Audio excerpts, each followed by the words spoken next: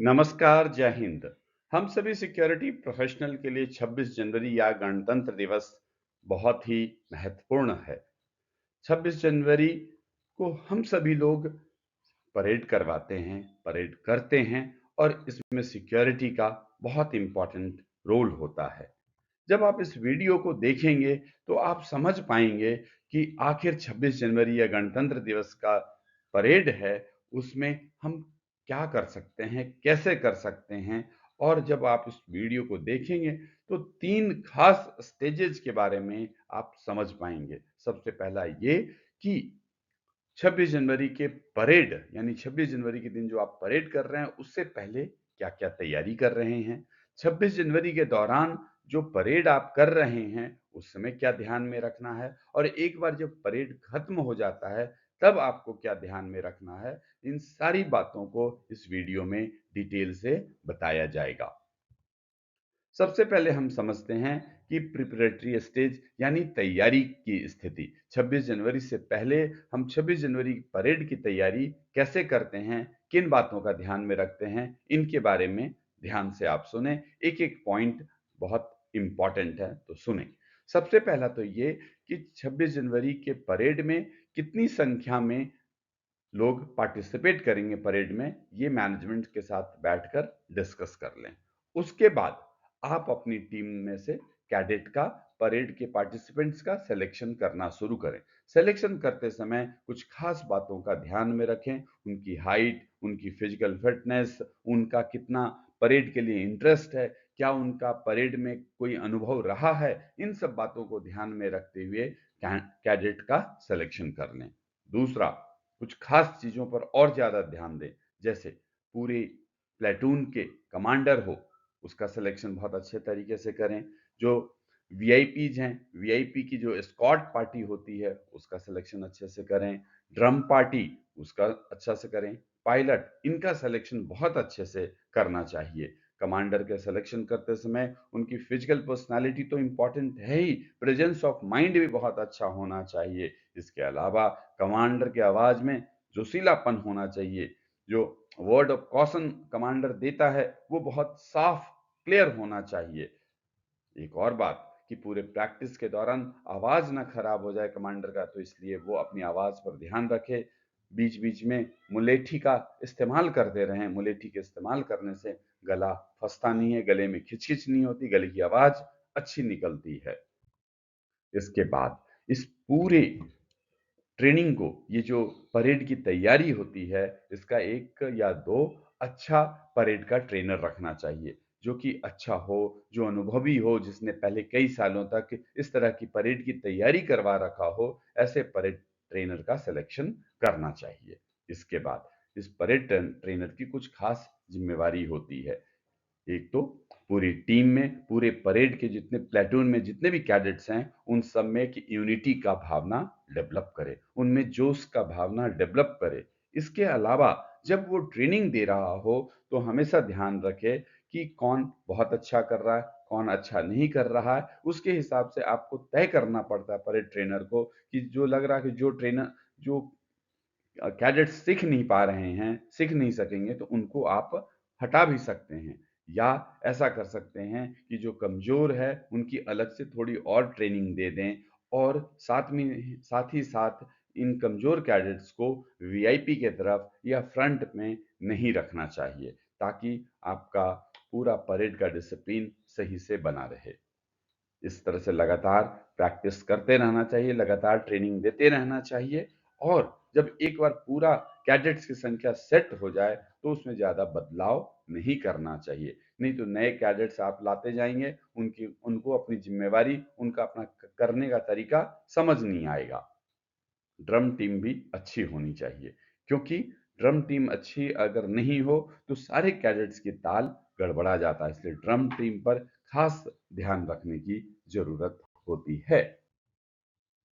Ceremonial dress, ये भी बहुत इम्पोर्टेंट है। अगर अच्छा सेरेमोनियल ड्रेस होता है, पूरी परेड की समा बन जाती है, बहुत सुंदरता इससे बनता है। इसलिए सेरेमोनियल ड्रेस की चेकिंग हमेशा एडवांस में कर लेना चाहिए। ये ध्यान रखना चाहिए कि पर्याप्त संख्या में ड्रेस है, समय से ही सभी कैडेट्स को, सभी गार्ड्स को डिस्ट्रीब्यूट कर देना चाहिए, बिल्कुल साफ-सुथरा होना चाहिए, अच्छी क्वालिटी का होना चाहिए, कलर और डिज़ाइन की मैचिंग होनी चाहिए, ताकि जब परेड हो तो बिल्कुल एक जैसा लगे। फिर इसके बाद एक इम्पॉर्टेंट टास्क होता है ग्राउंड की तैयारी। ग्राउंड पर्याप्त लंबाई चौड़ाई में होना चाहिए, साफ सफाई होनी चाहिए, परेड के लिए रूट मार्किंग होना चाहिए, ताकि परेड कमांडर अपने पूरे प्लेटून को सही डायरेक्शन से ले जा सके। उसके बाद वीआईपी के आने जाने का भी रूट तय होना चाहिए। मौके के हिसाब से ग्राउंड के चारों तरफ डेकोरेशन होना चाहिए। वीआईपी स्टाफ वर्कर और दूसरे दर्शकों के बैठने के लिए पर्याप्त जगह भी बनाकर रखनी चाहिए। इसके अलावा ड्रम, बिगुल, साउंड सिस्टम का भी प्रॉपर चेकिंग कर लेना चाहिए समय से पहले ही, ताकि जब परेड हो तो इसमें किसी तरह की कोई गड़बड़ी ना हो। फिर इसके बाद वीआईपी की जो गाड़ी है, वीआईपी जिस गाड़ी से जाएंगे, जिस गाड़ी से में बैठकर खड़े रहकर इंस्पेक्शन करेंगे, उस गाड़ी का भी साफ सफाई, पेंटिंग वगैरह सब कुछ देख लेना चाहिए। इसके बाद खास बात, जब जैसे ही वीआईपी आते हैं तो उसका वेलकम हमेशा मुख्य सुरक्षा अधिकारी, चीफ सिक्योरिटी ऑफिसर ने खुद जाके उनको वेलकम करना चाहिए, बुके देना चाहिए और फिर उन्हें रिक्वेस्ट करना चाहिए कि गाड़ी पर बैठें। अब आते हैं कुछ और बातें, जब आप प्रैक्टिस चल रहा हो तो कुछ और क्या खास ध्यान में रखना है। सबसे पहले ये कि सभी कैडेट्स समय से पहले प्रैक्टिस के लिए जरूर पहुंचे, ये इंश्योर करना है। प्रैक्टिस से थोड़ा पहले पानी पीकर रहें, थोड़ा गुड़ चना भी खा लें, तो इससे शरीर में एनर्जी बनी रहती है। प्रैक्टिस के लिए पर्याप्त समय होना चाहिए। प्रैक्टिस के दौरान सभी कैडेट्स पर नजर रखनी चाहिए। अगर कोई गलत परेड कर रहा हो तो उसे मौके पर ही सुधार करवा देना चाहिए। उत्साही और अच्छे कैडेट्स को हमेशा पहली पंक्ति में और वीआईपी के साथ वाले डायरेक्शन में रखना चाहिए।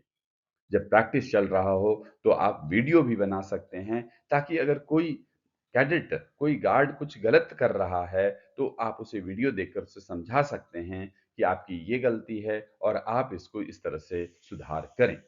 डेली प्रैक्टिस के आखिरी में जो जो गलतियां हुई हैं उन सब पर डिस्कस करना चाहिए और उसे दूर करना चाहिए। इसके बाद जब 26 जनवरी से एक दो दिन पहले फुल ड्रेस प्रैक्टिस करना चाहिए, पूरा कंप्लीट मॉक ड्रिल करना चाहिए, ताकि हर आदमी अपने अपनी जिम्मेवारी के हिसाब से ड्रिल कर सके और फाइनल डे 26 जनवरी के दिन अच्छे से हो सके।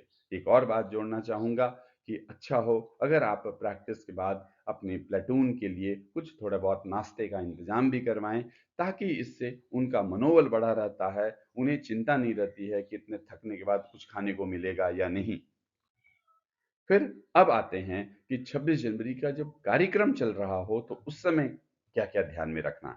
सबसे पहले ये कि पूरी टीम कम से कम 30 मिनट पहले मैदान में आ जाना चाहिए, प्रॉपर तरीके से फॉल इन हो जाना चाहिए। प्रैक्टिस के समय जिस कैडेट्स की जगह जो बनी हुई है, उसी जगह पर उन्हें खड़ा होना चाहिए।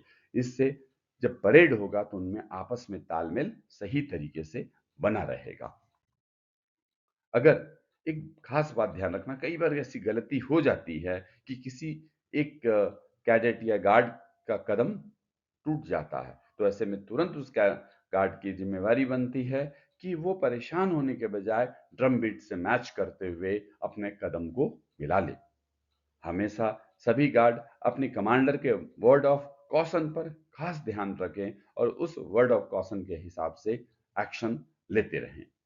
कई बार ऐसा भी होता है कि परेड काफी लंबा चलता है, जो चीफ गेस्ट होते हैं बहुत लंबे भाषण दे रहे होते हैं। ऐसे में देखा गया है थकान की वजह से कुछ कैडेट्स, गार्ड्स गिर भी जाते हैं। तो इस स्थिति से बचने के लिए जरूरी है कि आप जब खड़े हों तो आप पूरी बॉडी को तो स्थिर रखें, लेकिन आपके बूट के अंदर पैरों की अंगुलियां हैं उनको धीरे धीरे हिलाते रहें।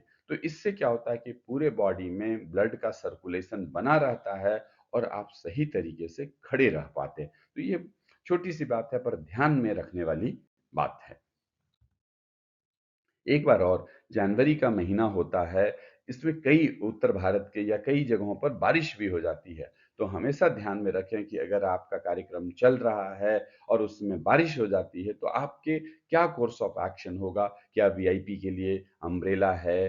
गार्ड उस सिचुएशन में क्या करेंगे? सारी बातों को पहले से तय करके रखा करें। अब आते हैं कार्यक्रम खत्म होने पे, यानी कि जब आपका परेड का डिस्पर्सल हो गया, पूरा कार्यक्रम खत्म हो गया, तो क्या करें? जब कार्यक्रम खत्म हो जाता है 26 जनवरी का, तो उसके बाद कुछ खास बातें होती हैं। इसमें सबसे पहला ये कि ज़रूर सिक्योरिटी प्रोफेशनल के लिए ज़रूर करना ये चाहिए कि कुछ जो अच्छे परफॉर्मेंस वाले जो कैडेट्स हैं, गार्ड्स हैं, उनको कुछ प्राइज़ दिलवाना चाहिए वीआईपी से। कार्यक्रम खत्म होने पर सभी कैडेट्स को इकट्ठा करना चाहिए, उनकी फ़ोटो यूनिट हेड्स के साथ या जो वीआईपी हैं उस दिन के कार्यक्रम के, उनके साथ फ़ोटो खिंचवाना चाहिए।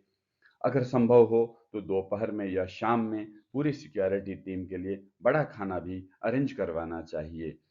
इन सब तरीके से जितने भी पार्टिसिपेंट्स होते हैं, ये गार्ड्स होते हैं, वो मोटिवेटेड फील करते हैं, उनको प्राउड फील होता है और वो अगले साल भी उत्साह और जोश के साथ परेड में भागीदारी लेते हैं। तो इस तरह से मैंने आपको 3 स्टेजेस में बताया कि परेड से पहले क्या करना है, परेड के दौरान क्या करना है और परेड के बाद क्या करना है। अगर इन सारी बातों का आप ख्याल रखेंगे, तो मुझे पूरी उम्मीद है कि आपके साइट्स पर, आपके प्लांट में 26 जनवरी का गणतंत्र दिवस का परेड जो है, बहुत शानदार होगा। मुझे उम्मीद है कि ये वीडियो आपको समझ में आया होगा, अच्छा लगा होगा। अगर आपको ये वीडियो अच्छा लगा है, तो इस चैनल को सब्सक्राइब करें, लाइक करें, कमेंट करें, शेयर करें। जय हिंद।